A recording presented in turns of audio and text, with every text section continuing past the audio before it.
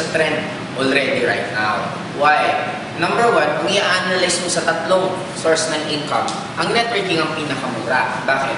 Sa employment, para maging empleyado, anong capital mo? Education. Magkano ang capital mo sa education? Imagine mo lang yung tuition fee mo from elementary, high school, college. Sabihin na lang natin 500,000. Okay? Sa 500,000 plus 16 years. In short, ito yung capital mo para ano? Para kumita ka na minimum salary. Kung sa business point of view, this is not a good business. Bakit? The moment nagtatrabaho ka, sabihin na natin ang sweldo mo 10,000. Sabihin na lang natin, ang natitira na lang sa'yo, sa 10,000 and 5,000. Ibig sabihin, ito talagang income mo. Kasi minus expenses. Ngayon, yung 5,000 mo, kailan mo mababawi yung 500,000 mo? Kung every month ang kinikita mo 5,000, ibig sabihin na natin 10 months kayong straight nakakasave ka ng 50,000. 50,000 i-divide mo 500, ilan? Sabihin na natin 10. Ibig sabihin, 10 years kang magtatrabaho bago mo kukuha yung kapital mo. Sa traditional business, it's not a good business. Bakit? Ang good business dapat at least 3 years nag-ROI ka na bumalik ka. Okay? Sumunod, business. Sa business, ang dilemma dito, pag wala kang kapital, hindi ka pwede mag-put up ng negosyo. The moment magkaroon ka ng business, the moment magkaroon ka ng income, anong susunod na mangyari?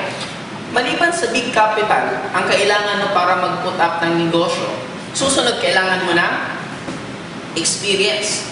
Ang dilemma dito, pag nagtayo ka ng negosyo, meron kang kapital at wala kang experience, normally, ang kapital mo mauubos. Para bakit siya kailan maubos? Para mag-gain ka ng experience. Para sa susunod na mag-put up ka ng business, doon ka na pwede kang kumita. Yun ang nagiging dilemma sa traditional business. Networking. Sa tatlong to, networking ang cheapest. Bakit? Napakamura ng capital. Bakit? Sa InGlobal, ang capital lang niya, 7,980. Sa 7,980 mo, kahit wala kang experience, okay lang. Wala ka rin risk. Bakit? Yung 7,980 mo, may produktong bumalik, may scholarship na bumalik, may insurance na bumalik. In short, nagbayad ka pa lang, halos balik na agad yung binayad mo. Kaya wala ka ng risk. Kung sasugal nga ang tawag ko dito, mamimili ka sa dalawa, tabla o panalo. Walang talo o panalo, tabla or panalo. After mag-join, huwag mong i-workout. Okay lang, kasi value for money pa rin ang bumalik. Dito, magnegosyo ka. After mo tayo ng negosyo, huwag mong buksan, lugi ka. Mag-aral ka. After mag-aral, hindi ka nagtrabaho, wala ka pa rin kita, hindi ka pa rin makakabawi. Ngayon, ang networking is a trend. Why? Lahat ng tao kayang abutin ang halagang mo. Magmayaman, magmahirap, kahit sinong porsigido, kayang gawa ng para ng 7,980. Ang kagandahan pa dito, unlimited to. Bakit? Dito, kailangan mo lang magsipag. Sa employment, may certain position lang na pwede mong puntahan, pwede mong pasukan. In short, hindi lahat ng tao pwedeng maging empleyado. Kasi kung lalo na kung lahat, meron na. Sa business din, hindi naman lahat kaya magnegosyante. Pero dito, sa networking, pwedeng lahat sumali. Ang kagandahan dito, the moment maraming tao nawawalan ng trabaho, saan sila pupunta? Hindi naman sila pupunta dito. Bakit? Wala nga silang kapital. Saan sila normally pupunta?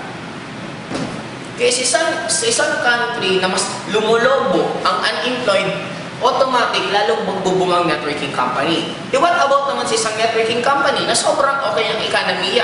Pag ang isang country okay ang ekonomiya, normally ang magbuboom sa kanila, hindi yung recruitment side ng networking. Normally, ang magbuboom sa kanila, yung reorder. Kasi maraming pambili, kaya maraming bibili. In short, may mga ibang sumasali sa networking company, wala silang pakialam sa recruitment. Ang goal lang nila, yung discount at yung produkto, tuloy-tuloy pa rin. In short, this is a good business. Bakit? Mag-boom or bumagsak ang ekonomiya, pareho sa pool mo pa rin yung market.